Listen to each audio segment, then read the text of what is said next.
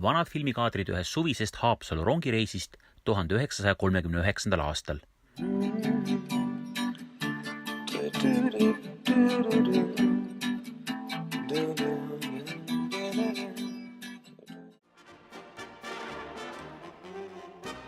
Tegemist on ainukese ERR-i valduses oleva koopiaga värvilisest kitsasfilmist, mis tehtud enne 1940-ndaid, filmituna ühe Rootsi asjaarmastajast operaatori poolt. Filmitud on rongikoosseisu komplekteerimist raudteetööliste poolt Keila jaamas.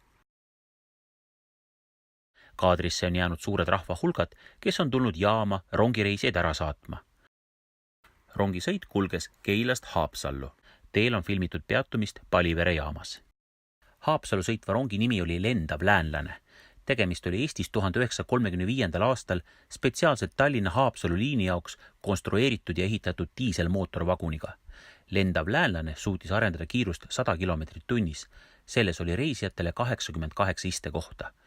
Mootorvaguni külge sai haakida reisi, pagasi ja kaubavaguneid.